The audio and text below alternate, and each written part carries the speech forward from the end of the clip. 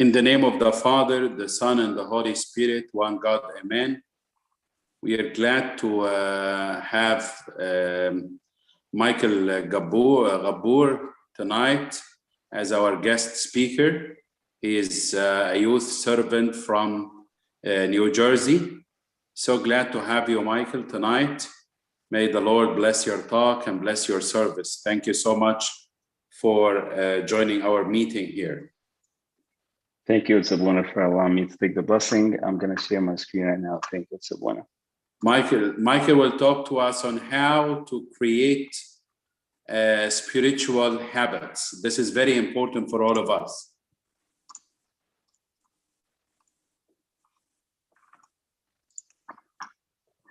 All right, let me know if you guys see my screen. It's coming up right now. It's a little slow. I apologize. I'm trying to share my screen right here very quick.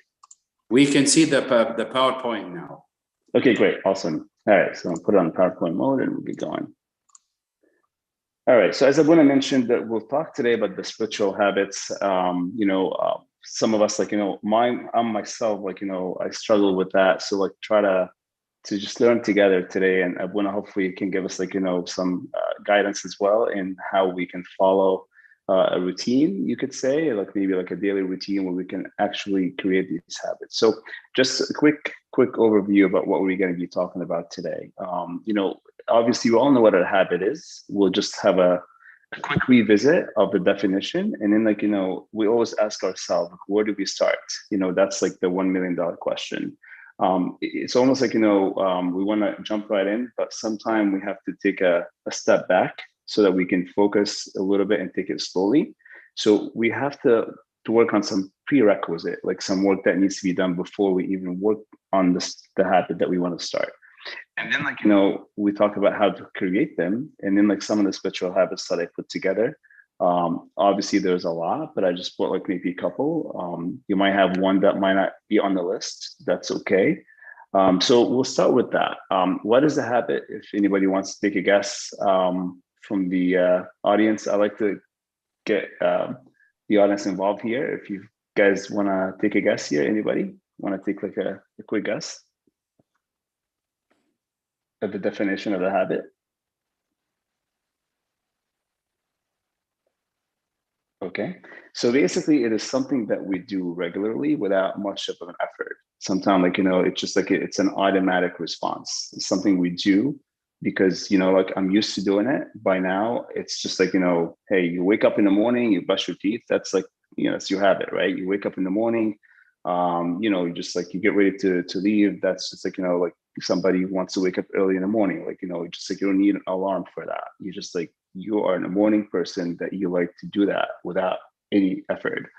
And that's really what it is. You just is doing something without trying so hard because it's been something that you've been doing for the past months, year, however long it has been. And so it's an automatic behavior, things that we do without even thinking about them. That is really what a habit is. And if you look at the right side of the screen here, you see the cycle of the habit. It first starts with a thought. It's a trigger that comes to your mind. It's an idea. And then after you have the idea, you want to just pull the trigger of putting the idea into action. So once you have the idea and you put it into action, then you have the reward. The reward is not always a good reward, right? It's oftentimes it can be simply a negative reward or a positive reward. So we'll talk about that in the next couple slides. You also see, and I put this on purpose here, and you guys can give me your opinion as well. You often read it takes up to 66 days to make a habit. To me, I don't believe in that. That's just me personally. If you Google it, you'll see 18 days, you'll see 2 weeks, you'll see a month. And that's a double-edged sword. And I'll tell you why. For some reason, if you want to build a habit and it takes you longer than 66 days and you're not there yet, you might just you might feel down, I'm a failure. So sometimes it's tough to be successful when you set a time frame to your habit to be developed. So be careful with that. It's not going to be perfect. We're going to fall, but it's just like, it's how fast do we get up and continue going at it until we get to the point that we want to reach. Also, like, this is like a fun fact right here. It's a 40% pie chart. Out of the 12 hours or however many hours we are awake, 40% or 50% of the stuff that we do, it is out of our habits. So if you find yourself spending a lot of time on Facebook on a daily basis, then like, your habit is to waste time on social media. If you find yourself like you're reading a lot, then, that's something that you like to do. So like, 40%, half the time that you spend while you're awake, basically define who you are as a person and what you like to do for the most part. All right. So the types of habits, like, there are the ones that are good habit, obviously, like, and this is like, would develop, like, this requires a lot of discipline and self-control. That's really what a good habit is. Like, it's going to require a lot of work for you to see the reward. Some habits which label under bad habits, and that is basically like the negative impact. You don't really have to work hard for that, because it's just something like we do, and without realizing, without really like trying so hard, it just happens. Lying, cursing, lack of time management. We have a lot of time in hand that we don't really know how to take advantage of it for a better use. So those are the two types of habits. Just want to give you a quick high level about the habits. And I'm pretty sure we all know this. We just want to remind ourselves of what it is before we start the talk. Any questions so far? All right. So as I mentioned before, I said, like, there are some things that we really like to do before we even think that far ahead. We have to discipline the mind. So the first thing that we need to do to kind of clear our mind and our thoughts is to discipline the mind. And, I was reading a book, it's called Practical Spirituality.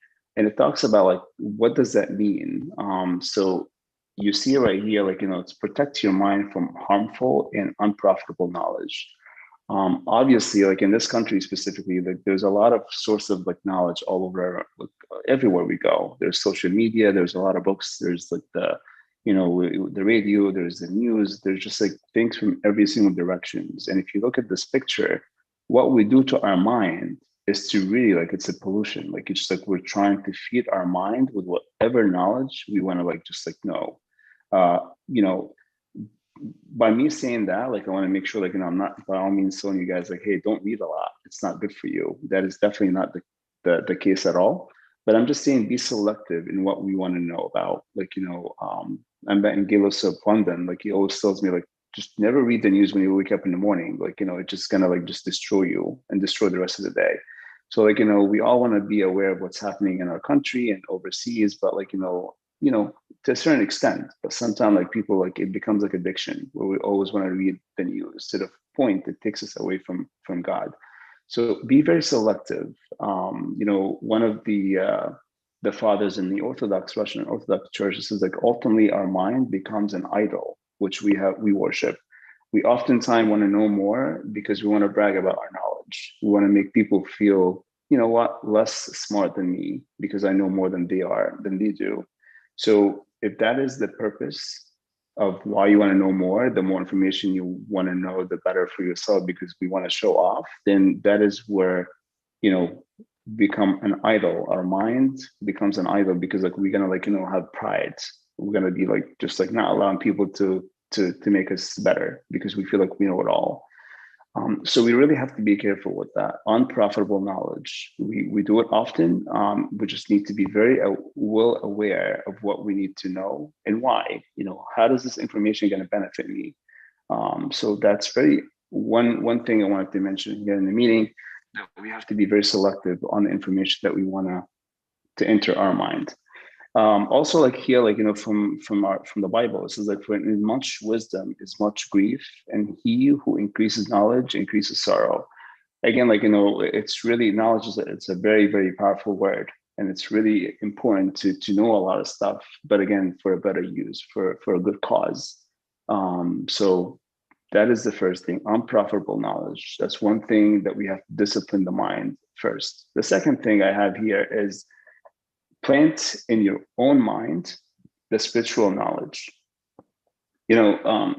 To have a spiritual habit, you really have to have the spiritual knowledge that comes beforehand.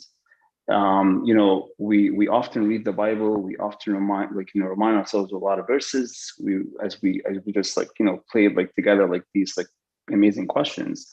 But what are we doing with what we are getting from the Bible? Or what are we doing with the sermon that Abuna always talks about every Sunday, or maybe in the youth meeting, the message that I get from the church? If we are just taking it and we read what we read before we sleep at night, and we don't really act it in our daily life, then we are deceiving ourselves. And that's why, in the book of James, this says, "Be doer of the word, and not only hearer only." So it's really great to know a lot of verses, and great to know a lot of stories, and great to know as much as we can as far as the spiritual knowledge.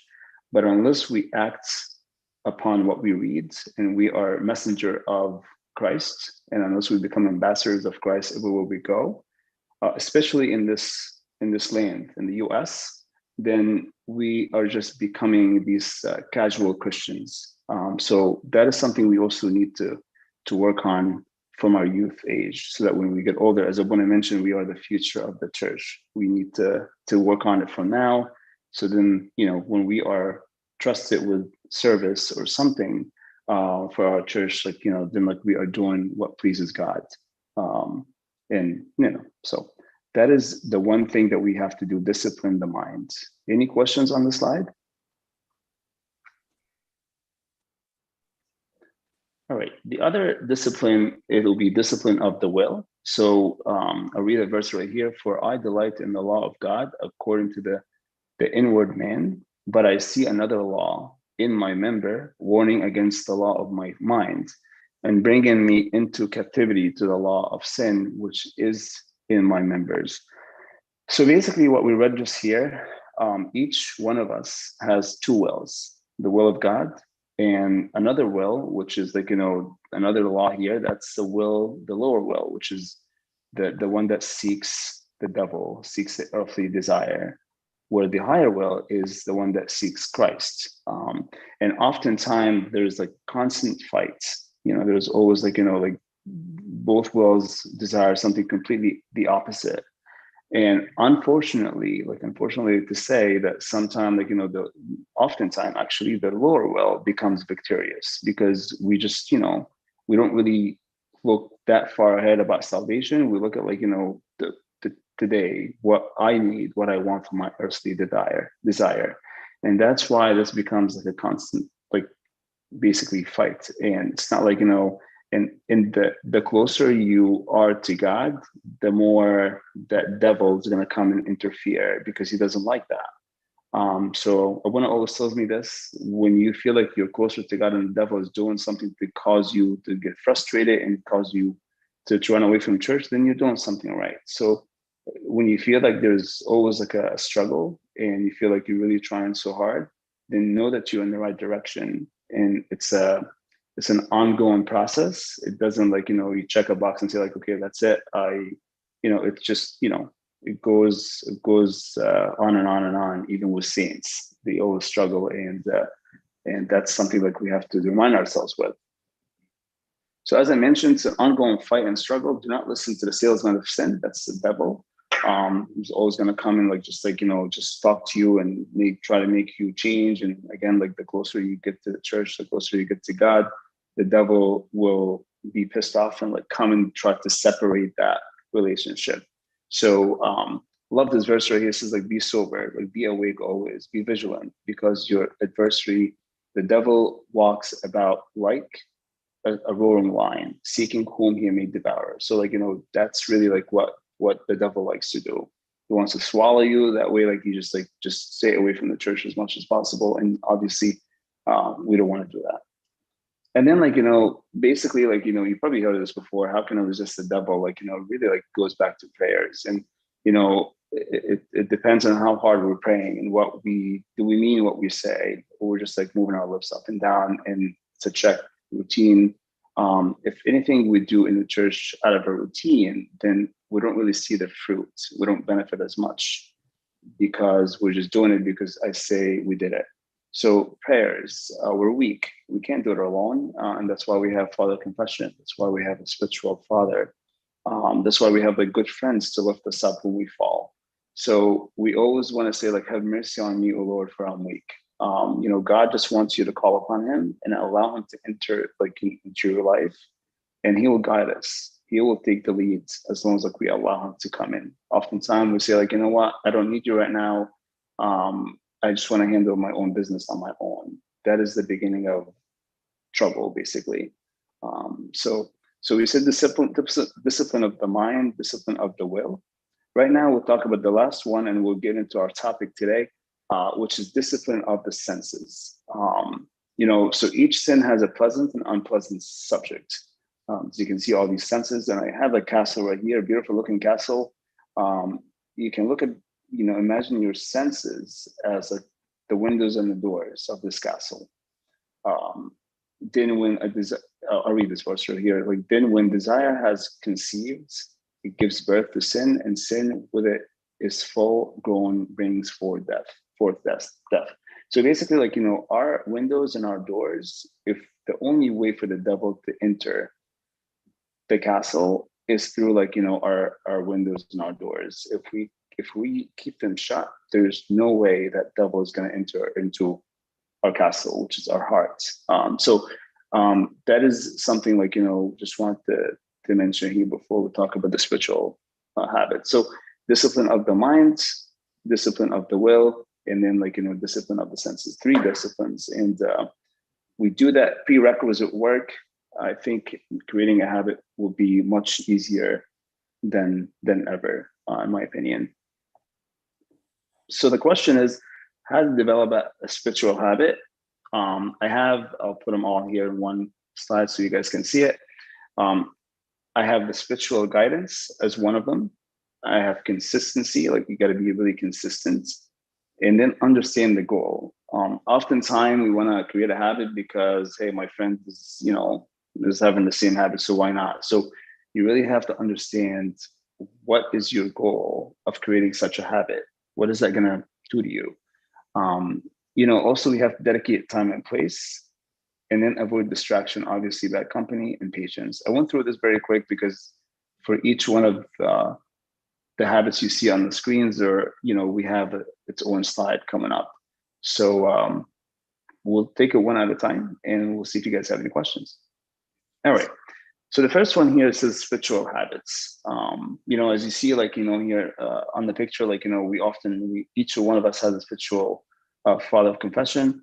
I do want to mention, like, and everyone can correct me here if I'm wrong, like, I've heard before also, your spiritual guidance does not have to be your father of confession. It can be a different father. It could be a servant. So like, if it's the same father of confession, that's great as well. But this is the reason why do we have a spiritual guidance, and I see here like I put a spiritual prescription, is Abuna will keep us in check. We can continue to be strict on ourselves. We can continue to be, to be going in the right direction. But oftentimes we get lazy. Oftentimes we feel like, what, it's too much. Let me give myself a break. That break might destroy that process that you put together. So Abuna will keep us in check. Oftentimes we don't have the right resource. We might not have the right tool. Our father will give us like, hey, like maybe you should read this book. Maybe you should do this. Maybe you should do that. And also we will have a progress checkpoint. We'll meet with Abuna at one point and say like, I'm really, hey, this is where I was before. This is where I am right now. And Abuna will tell us if you're going in the right direction, if you need to do something extra so that you can, even be more serious about that habit that you're trying to create. So it's very critical to have a spiritual guidance because, again, we're weak. We can't do it alone. It's good to have that support system to help us move forward. There's a verse right here, like, what I love about our church is that everything that we do is from the Bible. So this verse right here, like, matches like exactly what I just talked about, where there is no counsel, the people will fall. But in the multitude of counselors, there is safety. It's exactly what this is all about. if we don't have someone to guide us, eventually we will fall. We might not fall today, we might not fall tomorrow, we might not fall next week, but eventually we're going to feel like, you know what, I can't do it by myself. And then, like, you know, that was going to lead to frustration, and that's going to lead you to just like completely walk away and just give up. And that is not what we want to do here. Any questions so far? Okay. The second one here, like, is like consistency. Like, you know, it's very, very important to be consistent for a habit to be created. So we can't just like, you know, just like do it one day and like, you know, hey, let me take a break here and there. You know, if you guys are into like working out, for example, you know, people like, you know, take it really, really seriously. Like, you know, this is something like I got to do it 5 days a week. If I can do it 7 days a week, I'll do it, but I need to give my body some rest or this and that. But the only way for someone to see results, for example, it is through consistency. Like, you gotta be always on top of it. It's the same thing with the habit. Like, you know, you have to do it on a daily basis. Remember, like when we read the definition, we said it's an automatic behavior. That automatic behavior, you're gonna get to that point once you are consistent. That is really the key to your successful success. So one of the fathers here, like, you know, my father confession said, like, you know, fake it till you make it. So basically what I mean by that, sometimes, like, you know, I read the Bible at night and I don't feel like it.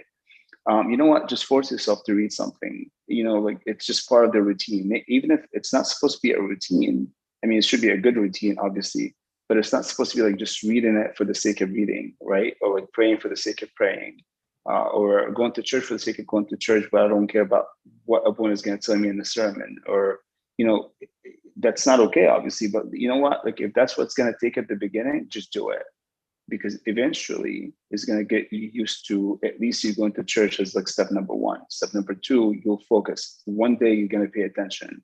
And then like that's how you create it. That's how you become consistent. Be organized as well. Like, you know, consistency is great, but also like having a specific time to doing something, or maybe a specific place to doing something. That is like, you know, a big key as well. Let all things be done if decently and in order.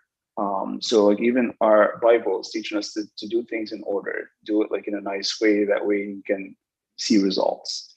Keep going if you make a mistake. You know, if I sit here and say I'm perfect, then obviously I'm lying to you, because like we are weak. We make mistakes all the time. We will make mistakes. We will give up. We'll get frustrated. We just need to keep going. You know, if you wanted to read the Bible 5 days a week and 7 days a week, and like you skip a day or two, and like, you know, just, you know what, keep going. Just, you get to it. Just give yourself a credit that you're doing it. So keep going if you make mistakes, and hold yourself responsible. Oftentimes we give ourselves excuses here and there. So, you know, taking responsibility is great, because you know what, when you make a mistake, you have to admit it. I cannot fix my mistake if I don't admit that I made a mistake. If I blame others, then I'm basically lying to myself, that I'm just like, you know what, it's not my fault. And the only person you're lying to is yourself. So be responsible. Responsibility, like, you know, you're not going to have an adult, your parents or abuna like on with you all the time. You go to school, you'll be going to college soon. You got to take responsibility, because, you know, you have to be your own responsible person when you're on your own. All right, so the third one is understand the goal. You know, for example, like if you want to have a specific spiritual habit, like it's good to know why you want to have this habit, right? Like you want to read spiritual books because you want to read about the church. It's good to ask yourself like the what and the why and how, and challenges that you might be facing. A little bit of research at the beginning, so that you have the right tool and you understand, like, you know, what needs to be done, and you're ahead of the game a little bit. So it's very important to understand why you want to do something. Obviously, like, you know, and then, like, you know, to repeat it. So I said here, the time it takes like to establish a new habit varies from one person to another. So again, like, you know, you might have a habit done in a month or two. I might be slower than you. Someone might be faster than you are. So don't give up. Like, just understand that, you know what, it takes one person longer time than the other. That's quite all right. And then, like, you know, once you get to the automation, then you don't just like leave it at that point. Just keep on going at it, keep on going at it. So that is another thing. I wanted to have this picture right here, like, and I want to talk about this, for example, like, you know, fasting. Great Lent is coming, and we do a lot of fasting in our church. And I love this picture because it shows, like, you know, we have, like, you know, the plate where we put our food on and we eat, but you also have the Bible. So oftentimes, you know, we worry about, you know what, like, Great Lent is coming, it's 55 days. What am I going to eat when I'm not home? It's difficult to eat, see all my food and all that. And but we also miss the point. The point here is that, you know, God would rather us spend time with him on a daily basis in Great Lent and really like give up something that is really, like, you know, that's really hard to give up, like maybe social media, maybe watching TV, maybe, like, you know, following sports, maybe. And we always put food number one, but we sometimes act like, you know what, I'm giving up food, but no other limitation. And in my opinion, that is we're misunderstanding the purpose of Lent, because, you know, that's just not what it's all about. It's not about food alone. So it's good, like, you know, when we sit down and meditate, like, you know, what should I be achieving at the end of Lent? Not just Great Lent, anytime we fast. You know, how often do we pray? How often do we repent? Um, how is my spiritual life before Lent and after Lent? Do we, you know, sit with ourselves and like measure our spiritual growth during Lent? That's really like what I mean by understand your goal. My self-control, like, you know, do I have self-control? And is it only over food, or is it over other stuff as well? So, you know, when we sit with ourselves and just like think out loud, just to myself and maybe talk to Abuna, like, we're gonna come up with a plan just because we realize what is really, like, you know, the main purpose of Great Lent or Lent in general. So it helps to understand the goal because it makes you focus a little more, in my opinion. All right, so dedicate time and place. As I mentioned before, like, you know, it's important to set a specific time. For example, like to read the Bible, like, right?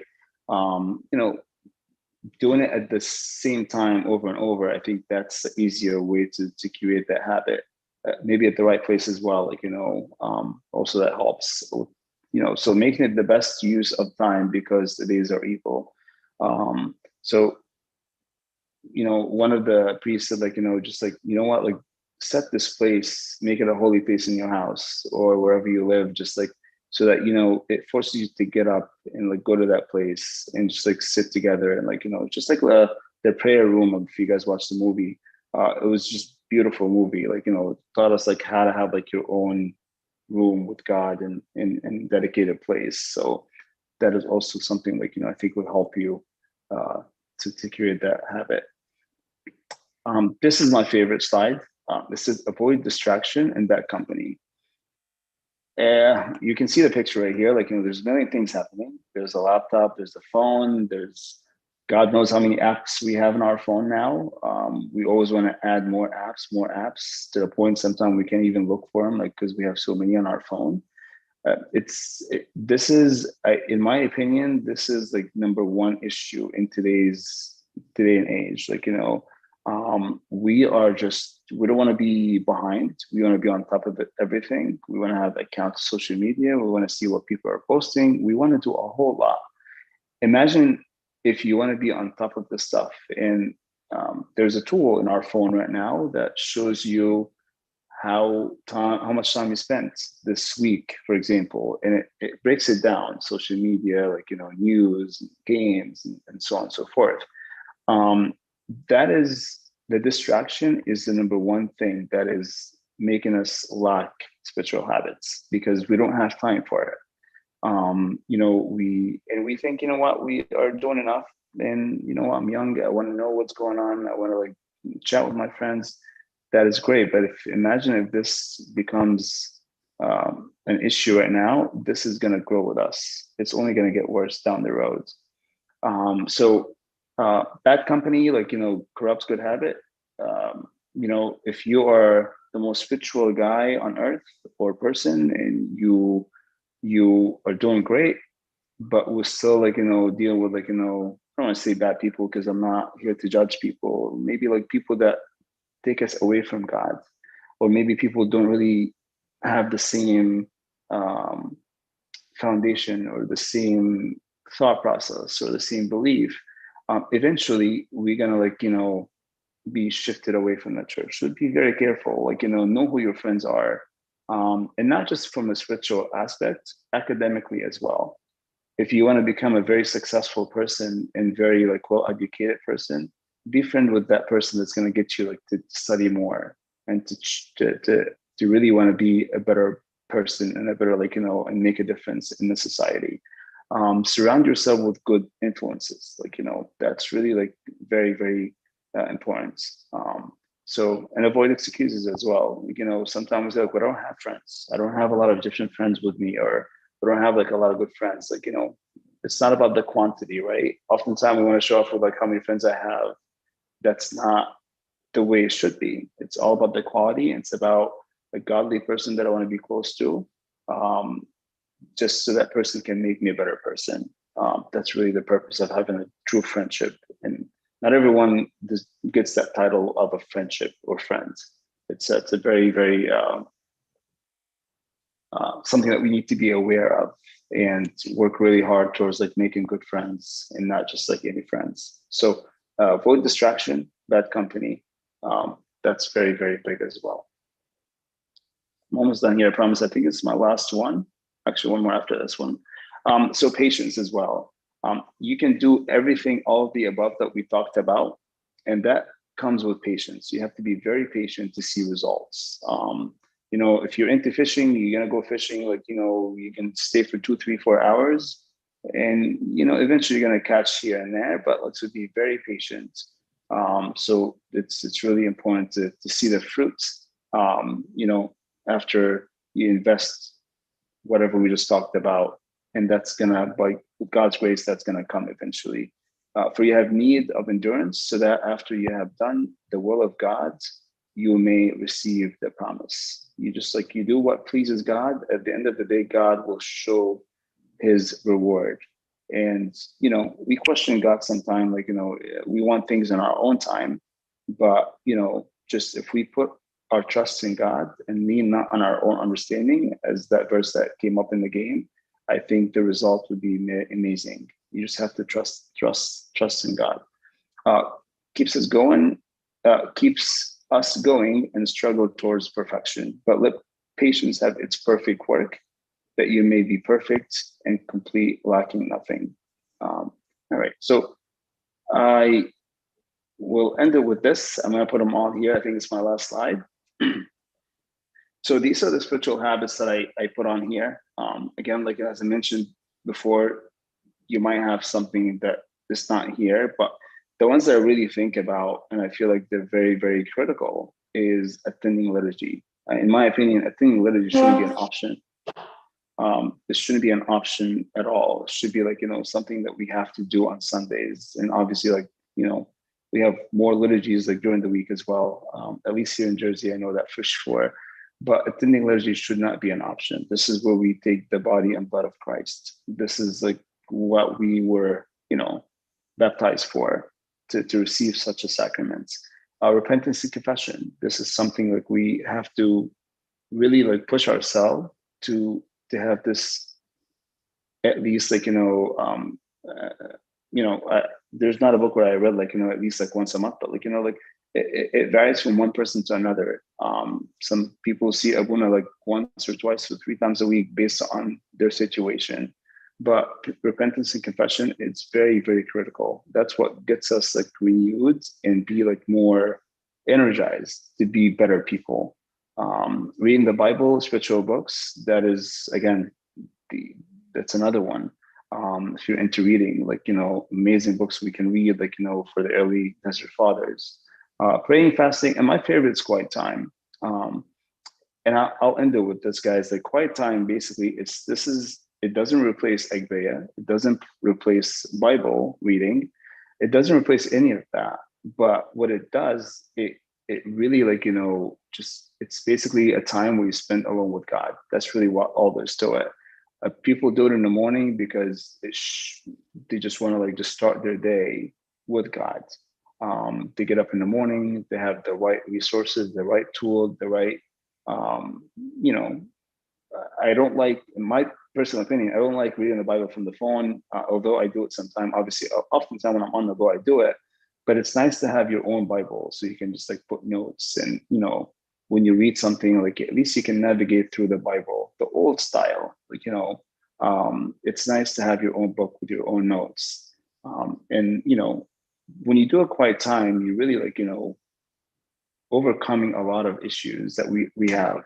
Discipline, you're disciplining yourself, you're overcoming there's just a lot of stuff like distraction, spiritual dryness. We sometimes feel like we're empty. That helps us to know more and more and more.